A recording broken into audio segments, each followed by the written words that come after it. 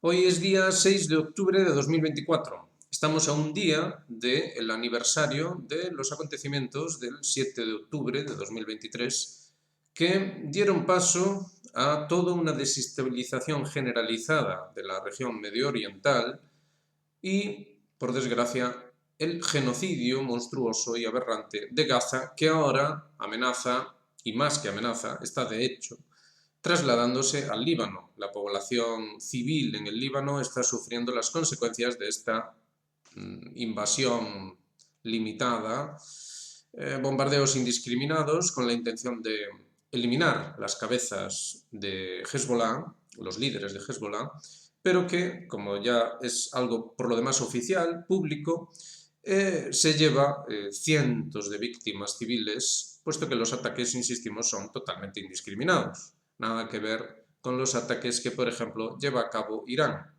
Aún así, la tensión es máxima y ante esta celebración macabra del 7 de octubre tenemos, fíjense, una noticia de última hora en la que una persona se prendió fuego a sí misma y denunciando que, bueno, pues eso, llevamos un año ya de genocidio y no hay precisamente perspectivas de que esto vaya a cambiar, sino que de hecho vaya a empeorar. En ese sentido tenemos unas noticias también, unas declaraciones de Erdogan, que habla de que hay un plan, según Erdogan, hay un plan para teñir de sangre las fronteras de la región y se refiere también a su propio país, Turquía. Fíjense también que ha habido ya una denuncia por parte de los rusos de que los yihadistas que precisamente estaban bajo custodia turca en Idlib han sido llevados ya al viejo teatro de operaciones ucraniano y que se supone que ya estarían operativos allí, ya estarían siendo al menos formados allí en Ucrania para tratar de aliviar el desastre, el auténtico desastre que se está desatando en el frente ucraniano. Fíjense que Arestovich ya ha estado, ya saben que Arestovich formó parte del régimen ucraniano y ya ha estado diciendo que a Ucrania le quedan, con suerte, 4 meses antes de un colapso total. La verdad, a nosotros nos parece que Arestovich es un poco optimista. El caso es que él dice que pronto podrían empezar operaciones de comandos por parte de los rusos en el interior o en la retaguardia ucraniana. Esto, la verdad, suena totalmente verosímil.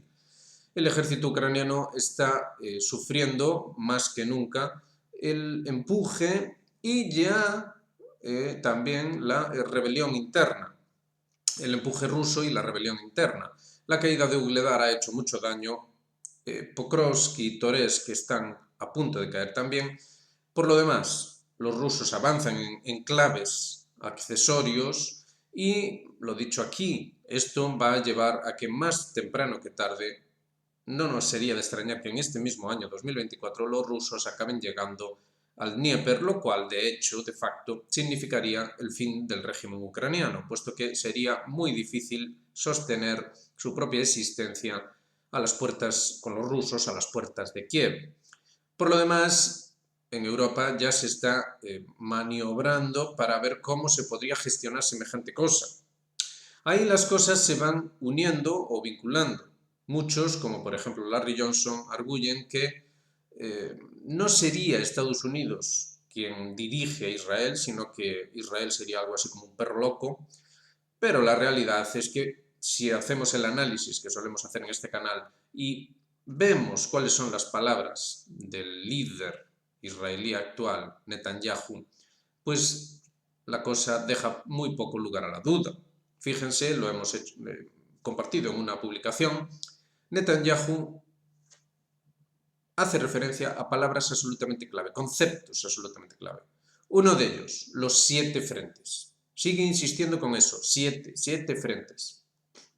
Que Israel se defiende en 7 frentes. Y que eso determina la lucha entre la civilización y la barbarie. Es decir, en la medida en la que Israel se defiende en esos 7 frentes, hay civilización. Si Israel prevalece, hay civilización. Si Israel, por la razón que fuese, cayese, entonces solo habría barbarie. Es llamativo que se utilice esta fraseología y toda esta conceptualización cuando en Estados Unidos, precisamente en Estados Unidos, y no en ámbitos judíos o ni siquiera sionistas, sino de manera cultural, inherente al propio Estados Unidos, se considera a Israel como el representante de los valores occidentales, es decir, representante de la civilización. Entonces, está claro que hay ahí vínculos muy estrechos, muy profundos, y que Israel no es simplemente un perro loco, que también, sino que hay mucho más en ello. ¿Es esto lo que pretendía expresar Erdogan? Quizá Erdogan empieza a dudar de estar seguro dentro del paraguas de la OTAN. Quizá Erdogan empieza a pensar que la idea es reordenar todo el Medio Oriente según la receta que se ha seguido al pie de la letra de la doctrina Rumsfeld-Zebrowski. La doctrina Rumsfeld-Zebrowski, de la cual ya hemos hablado muchas veces aquí, era aquella que, de hecho, rompía en pedazos a los principales estados, por lo demás rivales regionales de Israel. Uno de ellos era Irán, que era troceada literalmente, y otra, la propia Turquía, que también era troceada a pesar de formar parte de la OTAN, lo cual debería llamar la atención. No es solo Erdogan o Turquía la que ha hecho declaraciones importantes en los últimos días, también Siria. Siria, que por cierto ahora está en un proceso de acercamiento con Turquía, ha dicho que de hecho están en guerra con esta entidad sionista. Esto es lo que han dicho los propios oficiales sirios. Esto redunda en lo que ya hemos dicho aquí. Por ejemplo, se considera que Egipto permanecerá fiel a Estados Unidos según los acuerdos de Camp David y que no causará problemas a Israel. Pero eso está por ver.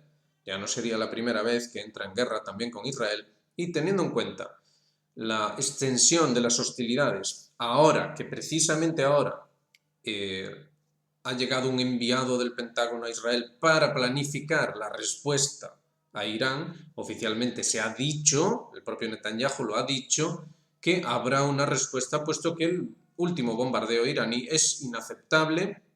Ya saben, tengan en cuenta el contexto en el que se dicen estas cosas.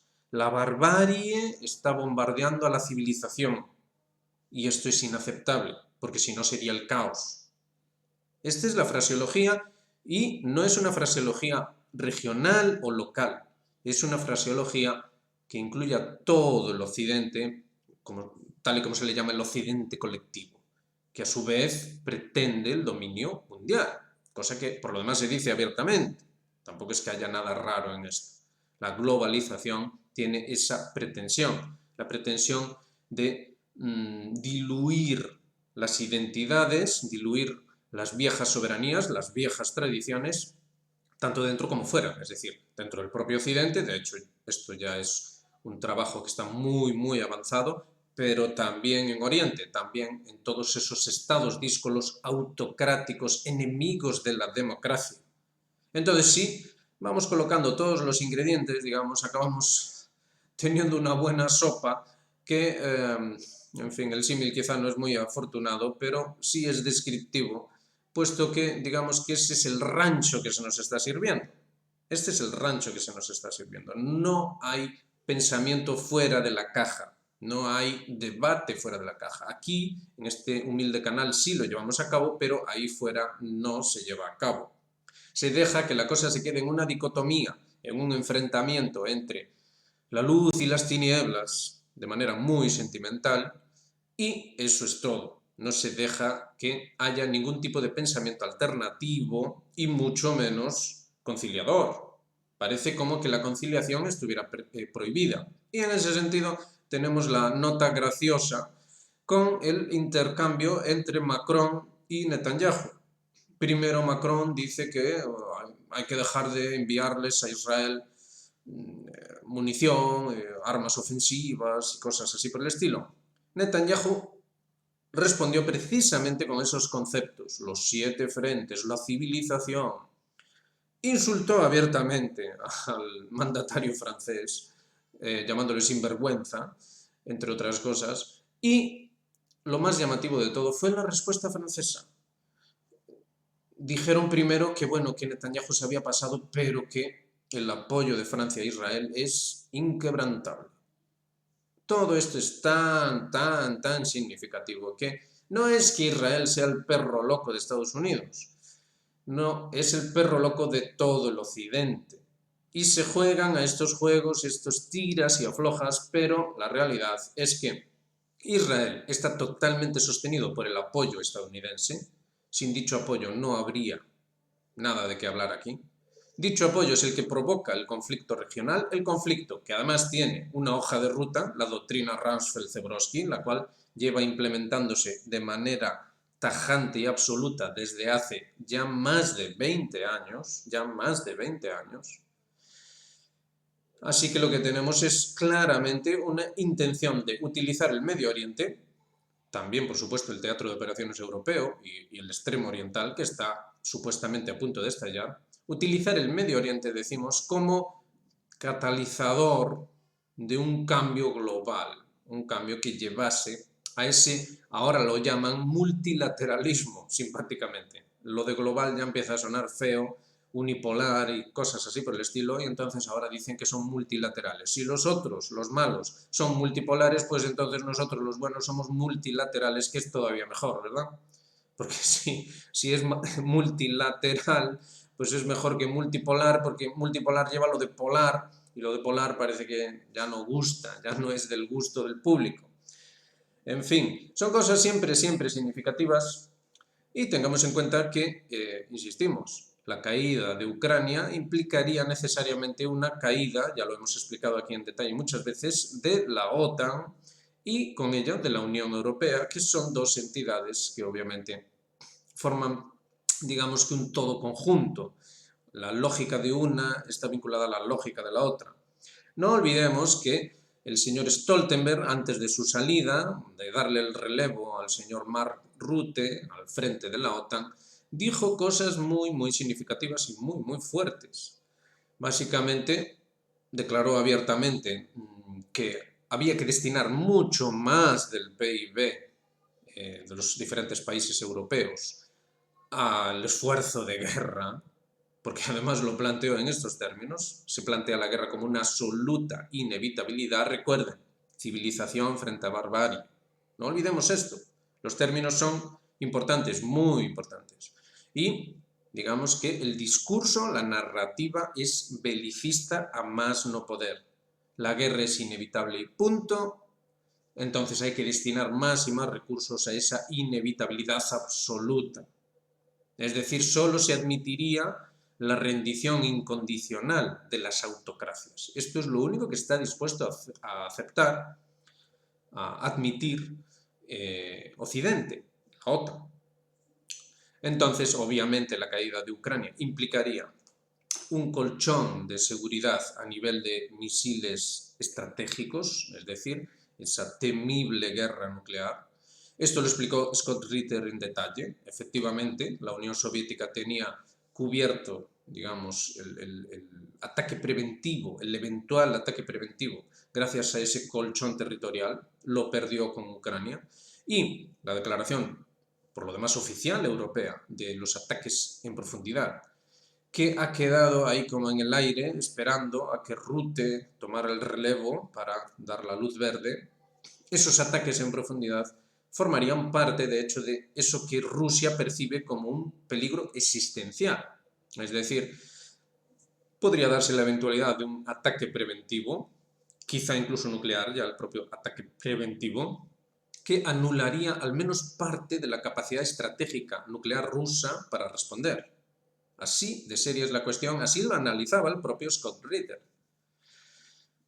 Si todo esto no fuera suficiente, que lo es, pero si no fuera suficiente, tenemos todavía más inestabilidades y más tensiones en torno al gran circo de la democracia que se avecina en Estados Unidos. Circo de la democracia que además coincide con la cumbre de los BRICS. La tensión no puede ser mayor. Se espera que en la cumbre de los BRICS se anuncien grandes cosas que serían muy amenazantes para la hegemonía imperial.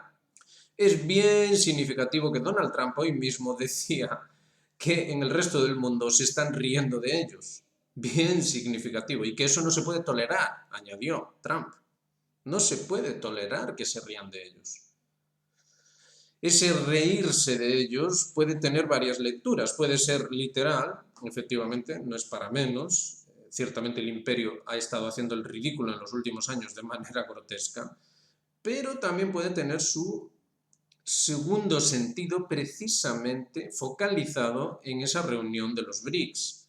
¿Hasta dónde, cómo de lejos van a llegar los BRICS en esos acuerdos que sí que marcarían un auténtico cambio en el juego en torno a la cuestión del dólar? Ya se ha avanzado mucho en ese sentido. ¿Qué es lo que podría anunciarse allí aún a mayores? Una moneda BRICS, un mecanismo de pago BRICS. Este tipo de cuestiones están totalmente sobre la mesa. Es lo que de hecho se espera. Se esperan grandes cosas en esa reunión de los BRICS. Y dentro del propio Estados Unidos hay una gran tensión interna que también tendría que buscar una salida. Entonces, ¿es Israel un perro loco sin más? ¿O es Israel aquello que podría darle la coherencia que el imperio necesita, coherencia interna, y que por otro lado evitaría que se rieran de ellos? Es decir, podría golpear a los BRICS lo suficientemente duro, quizá en Irán. Esto es lo que ellos mismos están diciendo. Hablan de un golpe muy duro en Irán. Golpear a los BRICS para evitar que vayan más allá en ese avance que de hecho significaría el fin de esa hegemonía, al menos a nivel monetario, que es absolutamente clave, y que obviamente iría coordinado con el nivel militar, que una cosa, como saben, sostiene a la otra. Es decir, el dólar se sostiene con las bases militares, el poderío militar estadounidense, y el poderío militar estadounidense se sostiene con el dólar, que es lo que en última instancia lo financia. Es decir, la imposición de esa moneda, la imposición de las condiciones asociadas a esa moneda, que entre otras cosas permiten las famosas sanciones, es esto lo que realmente le da el poder. Una cosa complementa a la otra. Así que este es básicamente el contexto. Si no ocurre algún tipo de solución nuclear en este contexto, no ocurrirá en nada. Muchos ya han llamado la atención acerca de que la situación actual es incomparablemente peor de la que había ocurrido hasta aquí, es decir, desde la propia Segunda Guerra Mundial, pero con el añadido de que ahora las armas nucleares, y no solo nucleares, las capacidades nuevas de guerra, las capacidades de destrucción, son incomparablemente superiores a las que teníamos en la Segunda Guerra Mundial. Así que esto es, grosso modo, digamos, el resumen de domingo, a un día de que se cumple el aniversario de esa fecha significativa, altamente significativa. Recordemos que a la altura del 7 de octubre de 2023, la contraofensiva de Zelensky ya había sido un absoluto fracaso, un absoluto desastre. Se sabía que Ucrania no podía ganar esa guerra, que de hecho la perdería, y, oh casualidad, ocurrió el 7 de octubre y se abre un nuevo frente, además con fraseología, con narrativa. Se abrió ese frente con un lenguaje claramente mesiánico y ahora ya lo ven, está vinculado a esa cuestión civilizatoria. Es decir, la única civilización auténtica es la occidental y todo lo demás es barbarie. Lo dejo muy claro. No hay aquí margen a la duda ni a la interpretación. Y Netanyahu, Israel, es el gran representante de la civilización, como demostró esa respuesta patética de los franceses ante el insulto de Netanyahu. Es decir, están totalmente comprometidos con Israel, aunque insulte, aunque mate, aunque implemente genocidios, aunque haga todo tipo de barbaridades. Por cierto, se dice que ahora resulta que los buscas que estallaron en el Líbano fueron fabricados en el propio Israel. Esta información parte de Estados Unidos. Supuestamente el propio Mossad habría coordinado toda la fabricación de los buscas y de los walkie-talkies. Eso es lo que se está diciendo. Esto explicaría por qué el dueño de la empresa japonesa se quedó inalvis y asombrado cuando le presentaron bueno, primero la noticia y segundo, le pidieron explicaciones acerca de cómo tal cosa era posible. Digamos que con los buscas y aquella extraña empresa Golden Apollo, la cosa fue más, no tan personalizada como en el caso de los walkie-talkies de la empresa japonesa. Lo dicho, supuestamente se habría llevado a cabo una fabricación más o menos clandestina, que después sería digamos, disimulada en torno a la logística, y que todo esto haría factible que los libaneses no hubiesen, Hezbollah, no hubiese sospechado nada y hubiesen adquirido esos productos como formando parte de la cadena de suministros mundial. Esto básicamente es la cuestión, es sumamente grave si lo piensan, sumamente grave. Es decir, tenemos ya no solo una actividad terrorista, sino un Estado fundamentando una actividad terrorista y además vinculada a los propios suministros, en este caso tecnológicos, mundiales de productos que, después de todo, son para civiles, no son militares. Se arguirá que fueron utilizados con fines militares, lo mismo que se arguye que cuando se ataca en el Líbano y hay el recuento actual ya es de más de 2.000 civiles muertos, lo que se está atacando es objetivos militares. Bueno, pero tenemos a una barbaridad de cantidad de civiles, entre ellos niños, despedazados en estas actividades que, ¿cómo podríamos catalogarlas sino como realmente lo que son? Un puro genocidio, una barbaridad, atentados contra civiles, crímenes de guerra. No tiene mayor historia esto. Así están las cosas, no vamos a insistir más, no los vamos a amargar el domingo y de hecho vamos a terminar con una nota positiva. Se puede hacer, se puede llevar a cabo una alternativa, solo hace falta un marco conceptual en el que aquí trabajamos día a día, los que siguen el canal ya lo saben, y es necesario comprometerse con esa alternativa, es decir, un marco no ideológico, sino intelectual, aquello que está por encima de las ideologías, es decir, aquel que está por encima de toda dialéctica, aquello que está en el sentido común. Es decir, estas barbaridades que hemos estado relatando sencillamente no son aceptables. ¿Por qué? Por sentido común. Esto es posible, esto puede conformar, de hecho, una alternativa y es tan sencillo también como simplemente organizarse, establecer un debate intelectual y llevarlo a cabo mediante pues, la conformación de una primera y muy humilde, por supuesto, institución que dé una alternativa a eso que decía Netanyahu. Netanyahu, tal como lo plantea, la única civilización es la suya, la occidental, representada por ellos mismos, por el propio Israel, que sería el pináculo, el piramidión, la culminación absoluta.